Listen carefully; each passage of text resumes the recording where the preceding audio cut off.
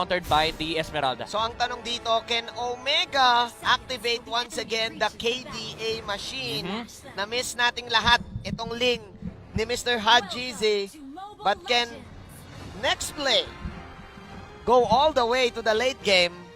And remember, this is one best pick para kay H2O. By the way, Midnight, before we start, nais ko lang sabihin that MPL Philippines Season 7 is under the supervision and the regulation of the Games and Amusement Board. So going back, look at this. Heat vintage movements para sa kanyang panggagamol dito sa Purple Buff. Yes, actually, ang ganda, no? This is the understanding of Omega Esports. They know that the Angela has leveled up the first skill instead of the second skill. So wala masyadong panghabol kay Paquito. But Renegade joining the fight here makes a little space for the Claude to farm. Yeah, actually, still maganda pa rin yung kuha doon ni H2O ng kanyang purple. And talagang I think dito papasok yung veteran movements ng Omega. They know na kapag ang Claude ang nag-jungle, importante sa kanya lahat ng buffs. Yes, Kailangan mo siyang i-delay ng i-delay. And yun din yung target dito ng NXP. Nagkamali ako, actually, Midnight. Akala ko Claude marksman to. Akala ko Claude side lane to. Jungle siya. But we have a Benedetta side lane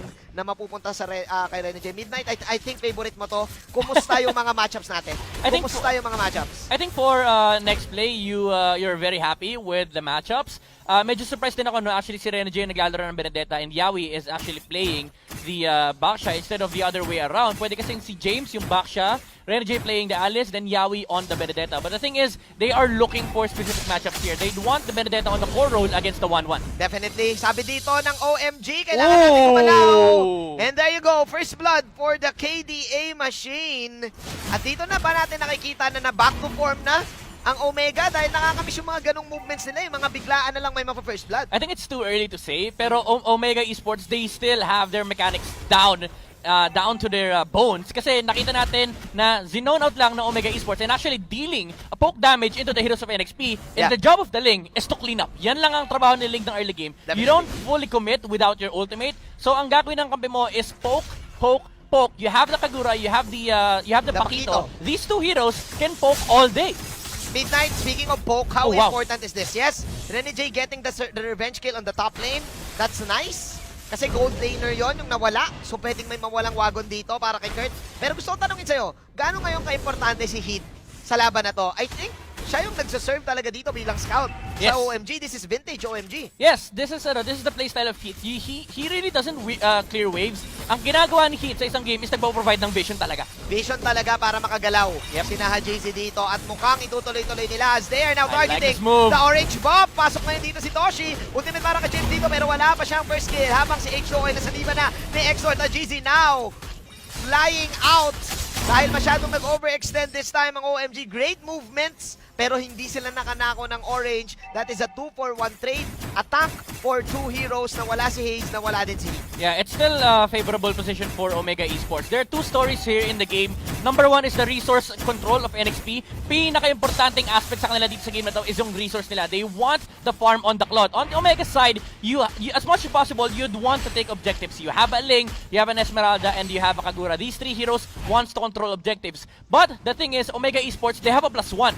Kapag nagre-resource control ang NXP, the 1-1 is also free farming. So the late game factor for Omega Esports is actually bigger compared to NXP. So meron pala silang ganun na, o sige mag-farm ka dyan, pero yung 1-1 namin, free farm Yes, naman. So may part na 50-50 trade ang ginagawa dito ng Omega. Yes, hindi nila nakuha yung orange, pero tingnan mo naman, ang daming turret gold na nakuha dito ni Cartizzi. Meanwhile, pasok dito si Hadjizi. Welcome back. Pero masustansya dito, and I think this is going to be the punish. Wow! Nice maneuvers para dito kay Hadjizi. Yes. Onting acrobatics, onting gulat, pero may onting pasok agad ang NXP. Alam nila, ilang beses na nila napanood yun. Dito mo masasabi na Omega Esports, sila pa rin ang isa sa pinaka-mechanically gifted na team. They know that the only job of these heroes is to poke. Nakita natin kanina si H2O, talagang binalagbag lang ni Haze at ni Heat. Once nakita nila nakalahati nilang buhay, even if the Angela jumps on the Claude, ang trabaho ni H2O is to clean up. And the story of the game is kapag may nangyayaring teamfight, I call this 60-40, kahit mapatay nila si Ling, NXP is just getting 40% because 1-1 is still farming. Yes, ito pa rin ang pinaka-main dilemma ng NXP, si Kurt TZ. Fun fact lang pare, fan si Kurt TZ ng 1D. Parehas kami. Yeah, shoutout pala kay Kurt. And yun nga, nagpa-farm lang siya dito. Kailangan ng gumalaw ng NXP. Yes. Kaibigang Midnight. Yeah, nawala dito si GZ. Pero again, tama ka no? It's all about the side lanes right now. Yep. Probably yung jungle, 40% na problema mo yun eh. Oo. Again, every move that NXP makes, it has to make sense. It has to be focused on resource control or controlling the map. But Omega Esports, they are the ones dictating the early game pressure, the early game momentum dahil nasa kanila ang objective taking. Remember, you have a late game lineup on the side of NXP. So Omega Esports, they control or they rule the early game. If the team fight leads to both jungle kills, it does favor Omega because they still have a 1-1 on the side lane. Sobrang tama ka, no, Midnight. Kasi I think pressure ng OMG dito to finish the game early. Meanwhile, depensa muna para sa NXP. And this is risky. Look at that. Exort pumasok ngayon dito. Third easy with the second skill out. Tapos si Exort na maiiwan dito. Exort with the flicker. Pasok si HO dito with the blazing druid. This time, Yawi is here. H2 nandito na din. May onting bawi. Habang si Hajizi ay atakin yan si Exort. Hajizi will just go for the flinch ploys out. Meanwhile, Toshi naman ang magpa-farm dito sa gitna as James is also farming the bottom side. It's all about the aggressive movements ngayon ng OMG. Depensang Marino sa NXP. Sinong nananalo sa trade ngayon, Midnight? I think for the last trade, it was NXP. Even though napatay si Rene J, they still got what they came for. And maganda actually yung response nila. You don't let Omega take anything for free. If napatay si Rene J and napunta yung kill kay 1-1, as much as possible for NXP, you need to find a trade. Yeah. And they got it. Nakakuha sila ng isang kill. And Hajizi, he went on the backlines. I don't actually agree with the play. Instead of going for H2, he went for Exort, which was not the best trades. So kaya ako nasabi na NXP yung panalo doon kasi nakakuha ng kill si H2O and Omega Esports, they didn't take any objectives out of that skirmish. Yeah, but I think ang pinaka pwedeng objective lang na nakuha dito ng Omega ay mid lane. Yes. Pero nabawi rin kasi ng NXP sa bottom lane. Yep. So, may trade. may part na nag 60-40 and yes, H2O nakita natin ngayon yung damage na ginawa dito ng kanyang blazing duet na actually pare Demon Hunter Sword na siya. Yes. And we know na talagang delikado yon kapag ikaw ang isang Claude. And this time, they're going for the turtle. Makuha dito ni H2O as OMG will just back off. Yes, and this is where you start seeing the shift on the momentum here. NXP now has the items and the levels that they need. Remember, sinabi natin kanina, they are the superior team fighters. This is because of the presence of the Angela and the Alice. Omega Esports are now playing the split push game. You have a Ling, you have an Alice, you have an Esmeralda, and you have a 1-1. Yeah. Sila naman yung nagre-resource control ngayon, and NXP are the ones dictating the objectives. This is where you start shifting the power spikes. Si Claude, may team fight yan. Si Alice, may team fight yan. Benedetta, may team fight yan. As much as possible, don't let Omega Esports split push and take the fight into Omega. So, ibig sabihin dito, Midnight, ang pressure ngayon sa NXP is that wag nilang hayaan na Omega ang magdidikta. Wag nilang hayaan na Omega magsiset ng tempo. Dapat sila na. Sila na ngayon. Kasi may damage na sila eh. Yes. Umabot na sila sa power spike na may damage siya yung blazing duet. Yep. Halos lahat. Pero ngayon, Midnight, alam na ata ng Omega, gagawa sila ng play dito sa baba. There you go. Haze, napakatagal para makatumpa dito si James. Haji? James surviving! Oh, wow. Wow! Instant! Ultimate lang! Kamuntikan pa! Field attempt for OMG! Pero kaya nilang patumbahin tong bottom lane. Top lane though, top lane. Manjin, ito yung sinasabi natin. There's always a trade now. The Basha is stealing the orange buff of Omega Esports. Medyo actually questionable yung nangyari sa baba, no? Hajizi could have taken out James, but he opted to go for the safer route and went for the tower objectives, which was fine. But then again, NXP, sila naman yung nagdidictate ng pressure ngayon. So Omega didn't really go for the punish on the bottom lane. Ang hirap din kasi Midnight, I think mayroon din kasing specific na buff pa rin yung Torre. Kasi nakita natin na nag-back agad si Haze. Doon mo makikita dito yung yung mastery ng jungling dito ng OMG. Kung yun yung dating Torre, kung yun yung dating turret, dinive na nila dapat. Na nila ng todo yon. Pero kasi still, mamamatay na si Haze doon eh. Isang hit na lang siya eh. So yeah, sobrang fortunate noon para kay James dahil nga meron din siyang ultimate. Dahil doon, nagkaroon ng space ang NXP. Midnight pero with a snap, may bawi kagad ng Omega. Tignan mo, dikta kagad sila. Binawi kagad nila yung nawalang top lane nila. Yes. Methodical approach still for Omega Esports. Every single objective na nakikita nila, basta libre, they will go for it. Curtizi with a Wind of Nature negating the damage output of the Blazing Duet ni H2O. Medyo ginalawan siya doon. Pogi! Yeah. Sikreto ng Pogi. May onting master movements dito ang si Curtizi. Pero mukhang delikado yon Midnight dahil alam na ni H2 na cooldown na dito yung Wind of Nature. Yes. So ngayon, NXP, they can probably take this. But look at this!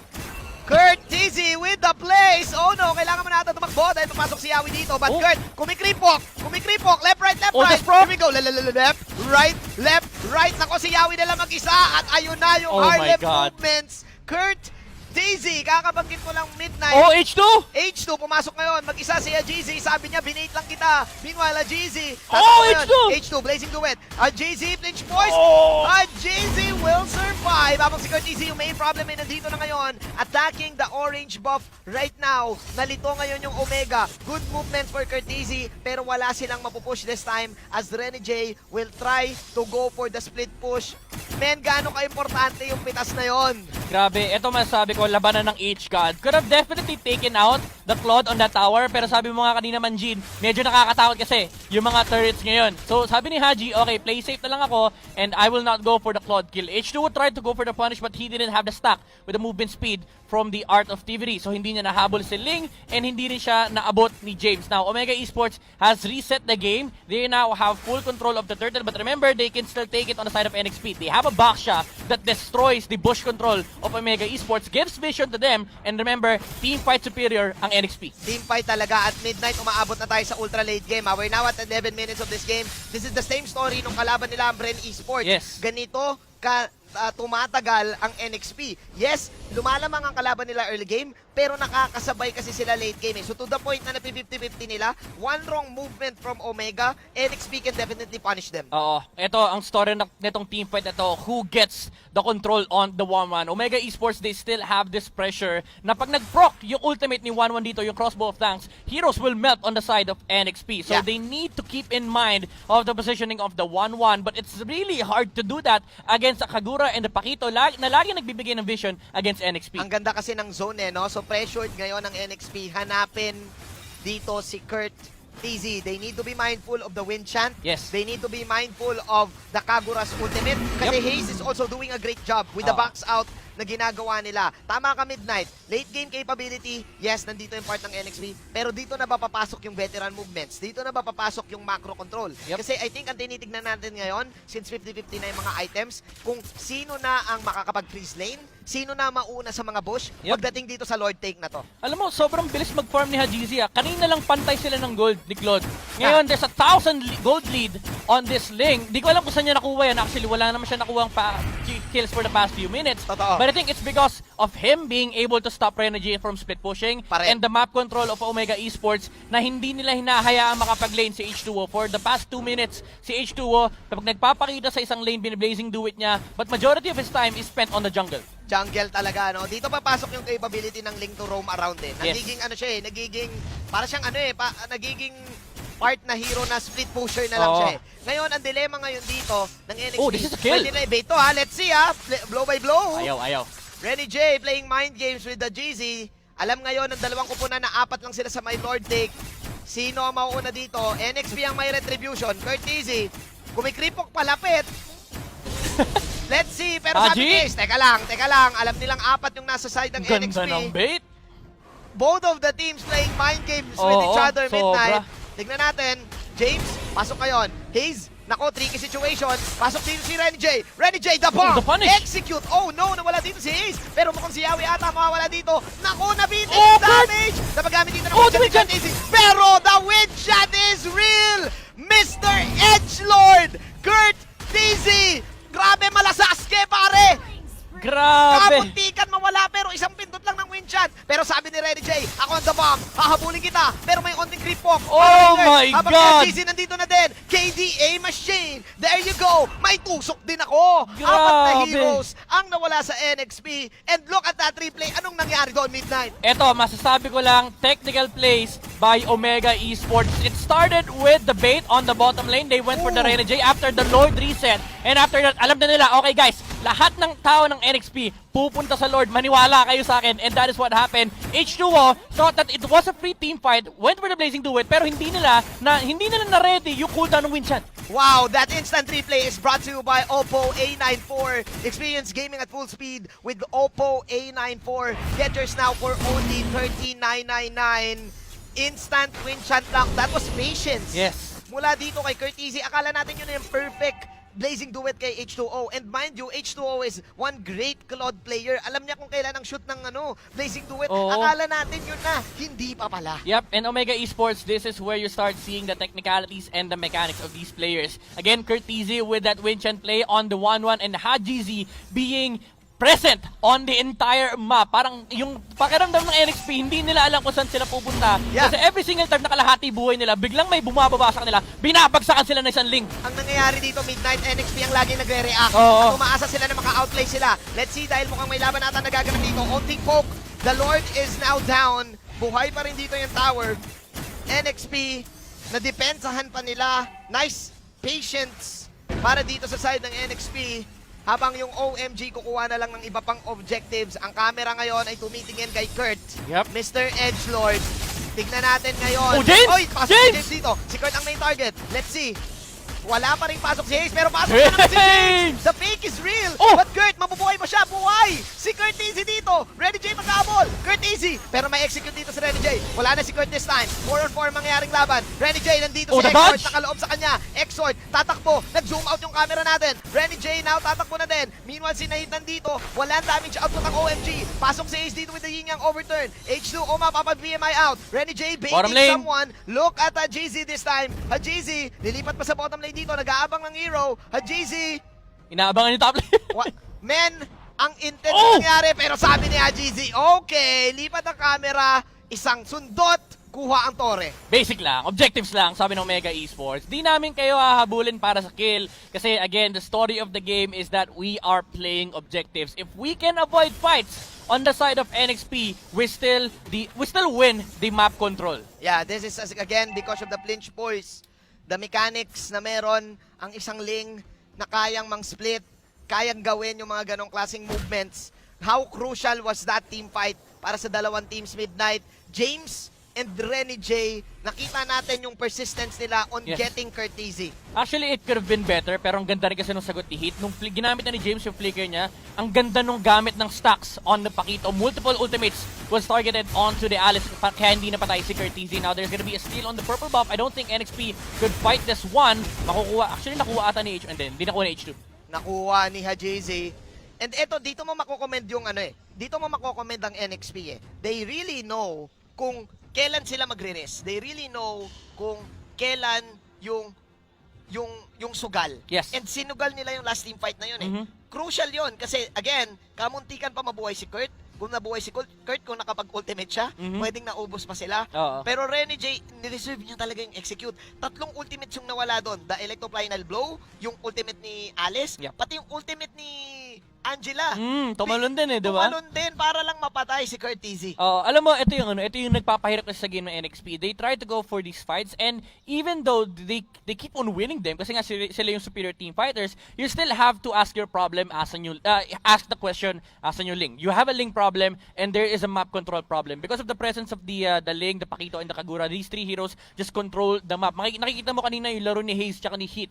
They just move around, they control the vision, and hindi sila yung aggressive fighters na pag nakakita sila ng opportunity, they go for these fights. Because they realize na, okay guys, kalma lang tayo, NXP mas malakas sa fights, if they wanna go in, let them go in. Kasi pwede natin kontrolin yung gera na kapag patalo tayo, let's just have the Ling split push. So masasabi ba natin dito, Midnight, na for the win condition of NXP, they really need to force this 5-on-5 Royal Rumble nasa bayan. Dapat mampatay si Ling. That's Oo. the first condition. You need to take down the Ling and the 1-1 at the same time. At the same That's time. a tall order. At the same time talaga, no? Ngayon yung OMG, okay lang sa kanila kahit walang isa. Oo. Basta't wag sabay. Yes. And kaya nila mag-split. Yep, ito yung dangers na sinasabi natin kanina sa draft. Even though NXP went for the right mindset, again, you have the superior team fighter with the Alice and the Angela last pick, but you are still facing the Ling problem. Again, hindi nila na masasagot tong Ling na to because of the nature of their draft. Because Yeah. if they try to split push with Benedetta, suddenly the 4 heroes that are left Lugi. will just lose to the Esmeralda. Oo, lugi talaga. And again, nabanggit natin dito, they don't have any catch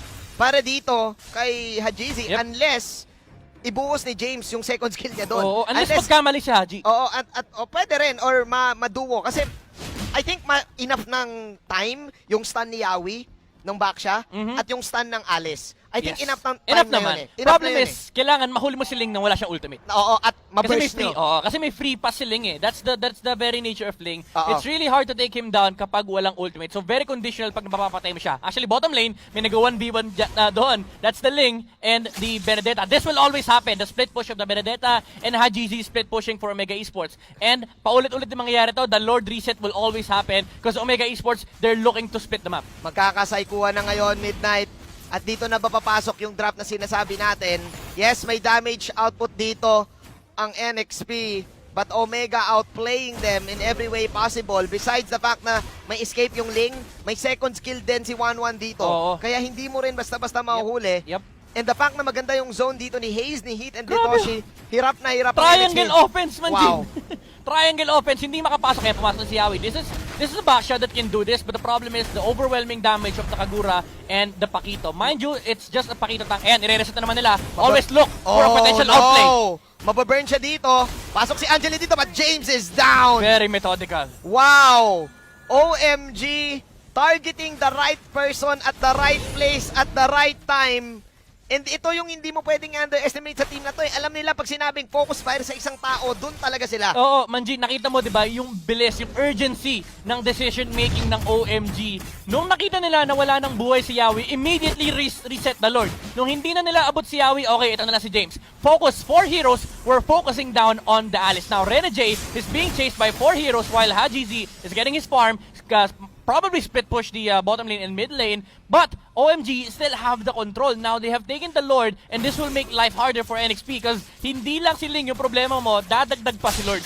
Dadagdag si Lord. Lord is at level 2. Pupunta dito sa top lane.